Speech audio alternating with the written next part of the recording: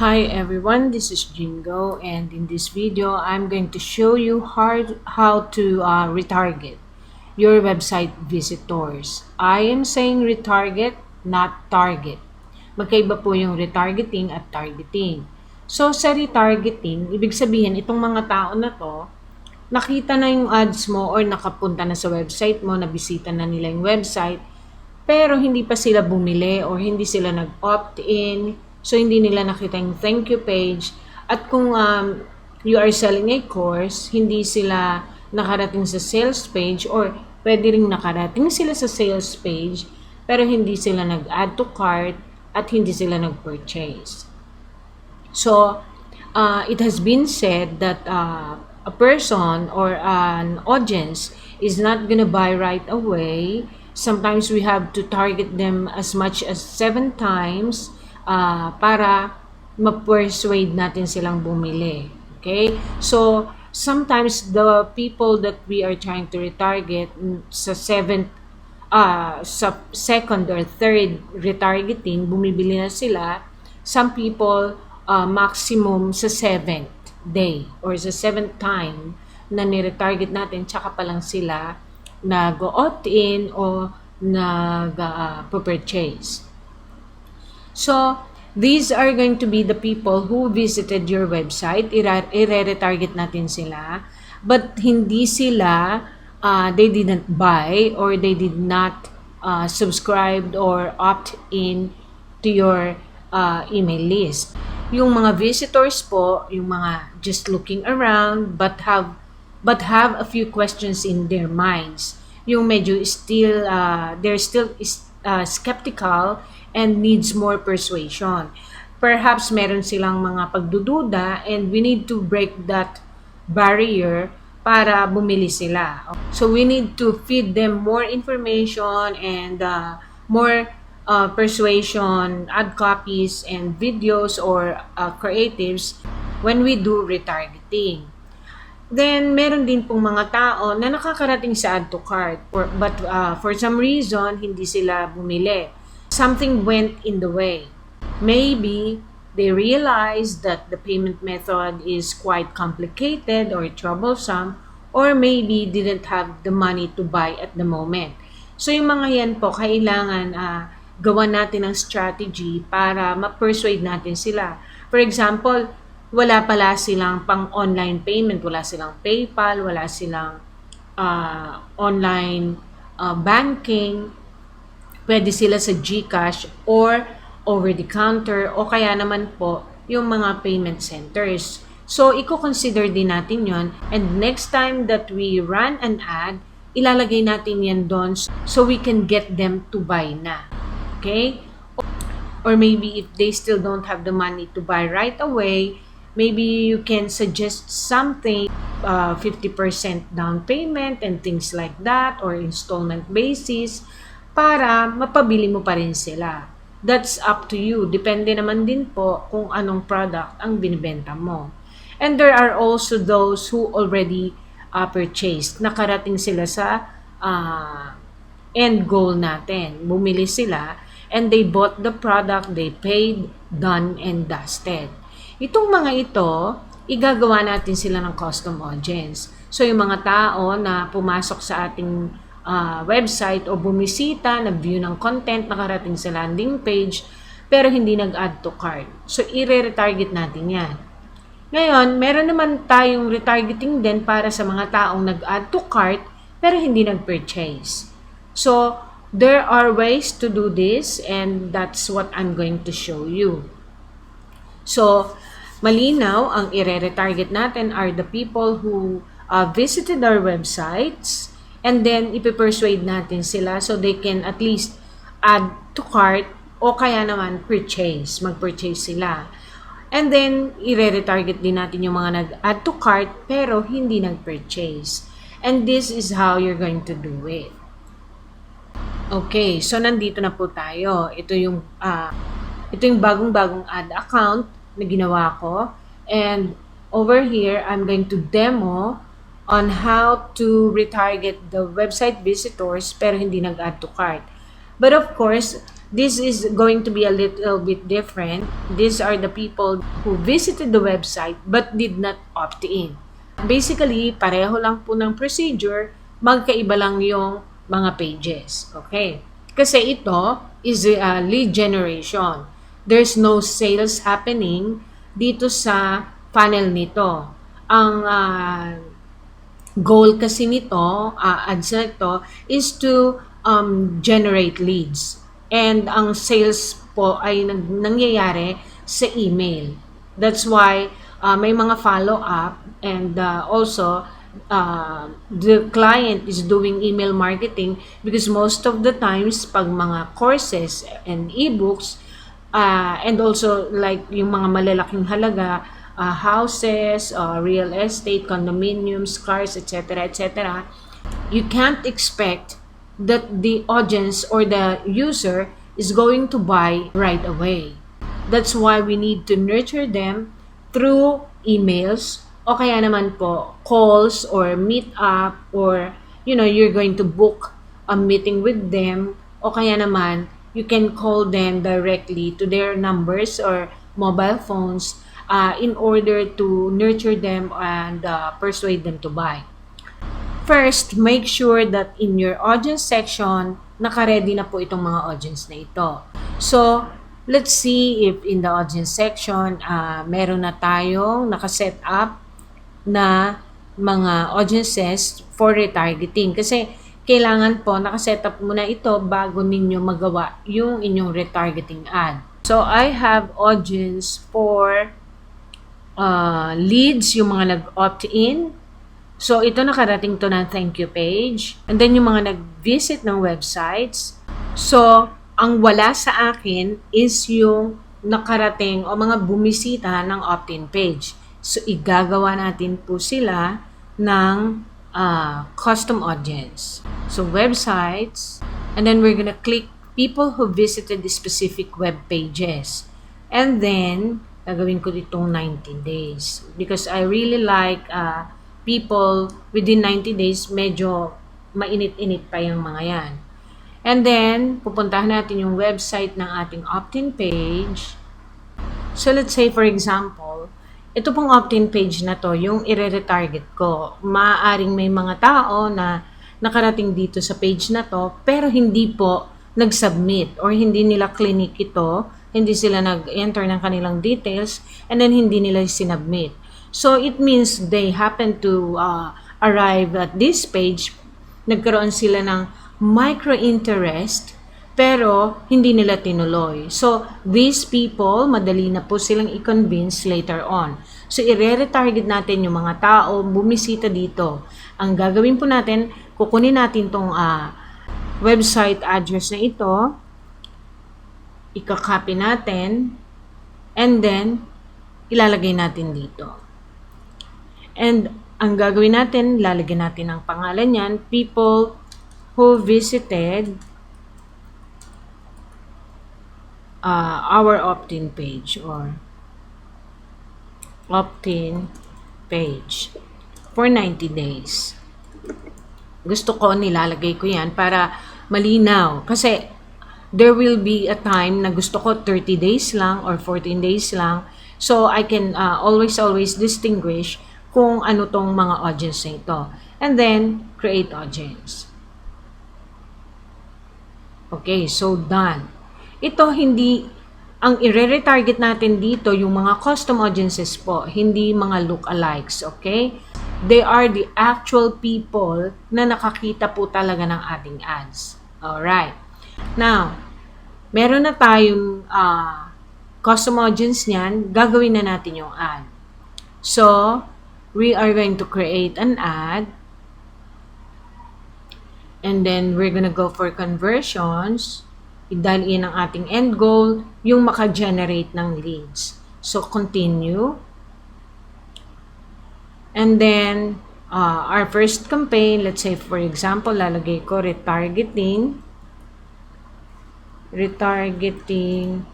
website visitors. And then, I always go for a campaign budget optimization because this is already retargeting. you might not know kung ano talaga yung pinakamagandang magpe-perform. So, pababayaan natin si Facebook na mag-decide para sa ating budget kung saan niya gustong dalhin ito na mas maganda yung performance. Okay, so I will click next. So, ang gusto natin, leads. Okay? Yung leads ang ating i-optimize. Gusto natin, ang gawin ni Facebook, mag-send po siya ng mga tao na ang mga attributions ay mga nagkiklik o nagsusubscribe at nag-enter ng kanilang mga email addresses or kanilang mga details. So, ignore nyo na lang po ito because this is a new ad account kaya wala pa siyang masyadong movement or actions na nagaganap sa kanyang pixel. Kaya siya naka-yellow pa. Okay, so I'm going to optimize for leads. Meron din po yan dito ito yung mga default, alright? Now, you can set up your own or just use the defaults of Facebook. But I'm going to use my own, okay? Now, huwag niyong kakalimutan, kailangan yung pixel na tama para dito sa business na nag-a-add kayo, yun ang pixel na gagamitin nyo. And then, I will go for dynamic creatives because this is my favorite, but you can always try and experiment on your own kasi you'll never know kung ano talaga yung maganda para sa inyong business unless you test everything. Every variable, inch by inch. Kailangan po, itry natin lahat yan to be able to come up with our best combination. Yung best creative natin, best funnel, best landing page, best ad copy, lahat po yan, and best audiences, of course. Now, I'm gonna go for dynamic creative kasi ito, mas matagal ang ad fatigue dahil marami kang creatives na ilalabas. So, ang mangyayari dito, matagal bago magsawa ang audience sa iyong ads. So, I'm gonna go for dynamic creatives and then ang style ko po para madali kong matandaan kung ano tong gagamitin kong audience is after mapili ko yung audience dito, saka ko palang lalagyan ito ng pangalan. Okay? So, I'm going to just look for the audience and then ang audience ko dito is a custom audience and people who visited the website for 90 days. Ang AWV ko po is, I made this up para sa sarili ko. And this, for me, means all website visitors. You can name yours any other way you want. Okay? I-click ko po ito. These are the exact people na nakarating dun sa website ko. Okay? And then, I may try to flick this up. Pwede ko itong palitan, but I'm just gonna leave it like that. Kasi, yung mga itong tao na to has their own ages. So, hindi na natin papalitan ito because maybe may tao dito na 20 years old lang na nakarating sa website. Pag binago ko to, ginawa kong 25, hindi na siya makakasama. So, I'll just leave it like that. And make sure naka-on yung detailed targeting expansion. Ngayon, ang i-exclude natin dito is this. Yung mga tao na nakarating sa thank you page. Kasi maiinis naman sila kung nakapag-subscribe na sila o nakapag-opt-in na sila, nagbigay na sila ng details. Tapos tatargetin mo na naman sila, makikita na naman nila yung ads. Siyempre sasabihin nila, nakasubscribe na ako dito, bakit nakikita ko pa to? And most likely, these people are gonna get pissed off. So, ang mangyayari lang, mainis sila and we don't want that. We're targeting the people who visited the website, but we are excluding the people who already have opt-in and submitted their details. So, hindi na nila makikita. Alright, so now, we can move forward, automatic placements, because I am intending to use the Power 5 method, so automatic placements, and I love it. I absolutely love this one. Kaya kung ako po sa inyo, you try that also because it's easier. I think it's easier and I always get good results with this. So, kukunin ko ito, kakopy ko siya, and then I will put this as my ad set name. Paste. Alright. Next naman, we're gonna go for the ad level. Sa ad level po, pagka dynamic creatives ang ginagamit ko, I'll just put dynamic creatives. Para alam kong iba-iba ito. Sometimes, I also use single image or single video, but when it comes to dynamic creatives, I cannot really say my blue image or kasi po halo-halo. Okay? So, that's the one. And then, kahit hindi mo to ilagyan, if you still do not have an Instagram account, Facebook is going to just use your selected page and they will create a temporary account for you para maipakita mo ito sa Instagram kahit wala kang profile doon, kahit wala kang account doon. Okay? Because basically, ang Instagram naman po at Facebook is under one corporation and it's Facebook. So, I'm going to just click this. Hayaan ko lang siya. And then, I'm going to select some images. So, let's say, for example, this one. And then, this is only an example, ha? It's not necessarily mean na ito po yung mga gagamitin ko. Because I'm not going to run this ad. Pinapakita ko lang po sa inyo yung mga examples ko. Okay? So, kunyari, dalawa. You can choose up to 5 or 3, ganyan. And then, yung iba, video naman. So, lalagay din ako ng video. Okay, let's say, itong isang to. And then, maybe ito. Let's see, this video can't be used for Instagram, but you can still select it to run on Facebook. Aspect ratios of videos need to be between 1.91 is to 1 and 0.80 is to 1. Okay, so kasi yung sa Facebook story, so hindi daw siya magagamit kasi hindi siya tamang size. So, but of course, we always do not want to leave or miss an opportunity on those placements. I'm going to look for something na pwede doon. Let's say this one. Okay. The thing is, you need to explore and leverage all the possible placements na pwede po nating maggamit. Kasi, sometimes, wala na makuha si Facebook na lowest cost per conversion sa news feed or wala na siyang makuha sa marketplace or somewhere sa Facebook. So, the CBO will look for placements where it can find lowest cost per conversion kasi iyon po yung nilagay nating bidding option. So, hahanapin niya. Now, if it can't find in the news feed, pupunta po siya sa stories or pupunta siya sa messenger. Kaya dapat lahat yan meron tayo. Okay? Because sometimes, yes, Facebook can find a lot of impressions under news feed pero walang conversion. O kaya naman, may conversion pero hindi lowest. Ang lowest cost per conversion, makukuha niya sa Instagram. So, we need also to have an ad running in those placements. Okay?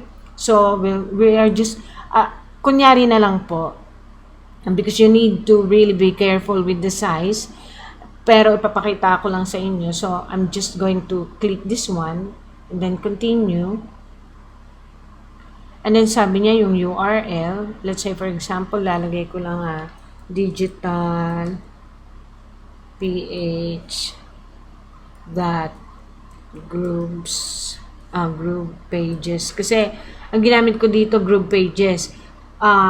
One day, gagawaan ko to ng video and I'm going to show you how good group pages is as a free landing page. Ang gamit ko lang po dito is free landing page, free opt-in page, and so far, ang free pa lang po sa kanya is the landing page and the opt-in page. So, pwede mo na siyang magamit. And I really like it. I really, really like it. I'm going to create a video tutorial for this.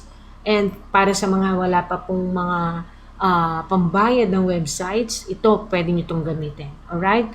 So, grouppages.com/free ebook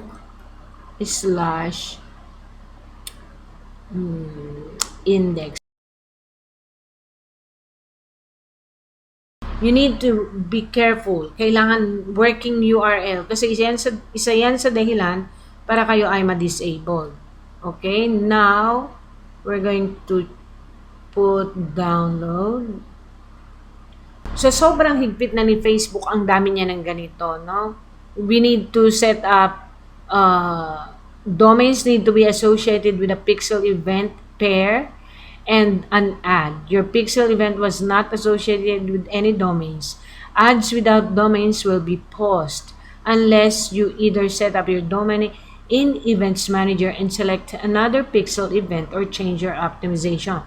Actually, na-set up ko na to. So, I'm not really sure what's going on. It is best for us to see, to check and visit our Events Manager para malaman natin kung ano ba ang issue. Bakit? Okay?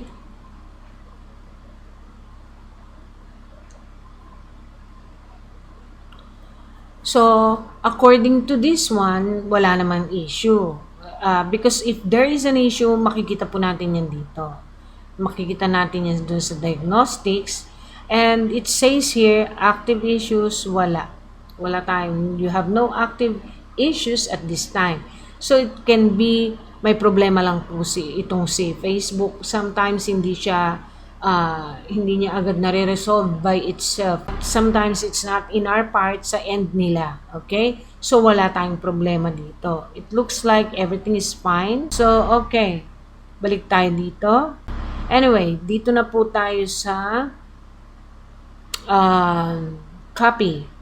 So, you need to click this one kapag naka-dynamic creatives ka because it will optimize creative for each person. Ano ibig sabihin nito? Alam ni Facebook kung sino sa mga users ang mahilig mag-click ng image or mahilig mag-click ng video or yung mga tao na ang gustong-gusto nila ay sa Facebook stories or sa Instagram. Alam ni Facebook yan. So, just click this one para siya na ang bahala. Okay? So, now, we're gonna put our text or add copy. Let's say, for example, kahit ano lagay nyo dito, but make sure it's convincing, it's good, it's great, and your best add copy. Marami kayong pwedeng ilagay, up to 5 options, and i-mix and match yan ni Facebook. Let's say, for example, download your copy now. Of course, kailangan medyo malinaw, feasible, doable, and safe. Another one that's effective, i-bullet nyo yung mga benefits nyo. Let's say, for example, 1, 2, and 3, o kaya naman, lagyan nyo ng emoji na check, tapos, learn, tapos, anything that you think will be good as your ad copy. Discover, and enjoy, churba, whatever. So, and then yung CTA, huwag nyo kalimutan, and then yung link, etc., etc. Okay. So, let's say for example, 5 ganito yung ginawa natin, magkakaiba sila. Let's pretend magkakaiba sila, okay? Pero hindi naman. So, palitan natin.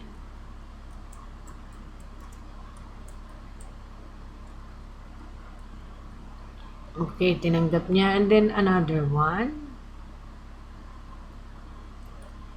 So, palitan natin ito ng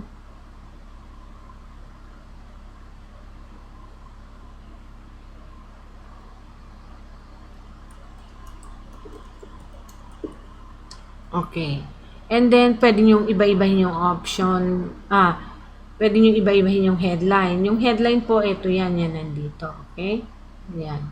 So, lagyan natin ng download now. Pwede rin namang dagdagan natin na free ebook. Okay, so iba-iba. You can just check one for yourself or write one for yourself. Yung description naman po, ito. If you don't find your emails in your... So, dito yan. Let's say, for example, instant access. Kayo na yung mamili. You can add more pa rin. So, up to 5. Okay, so makikita nyo na yan dito. Instant access. Alright? Now, ito, pwede nyo itong palitan. Itong part na to para kung gusto nyong personalize, dito nyo po yan ilalagay. Let's say, digitalph.com. Okay.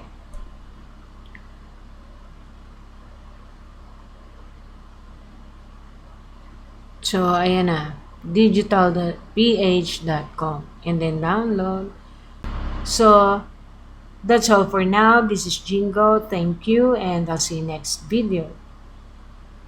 Whoa, oh.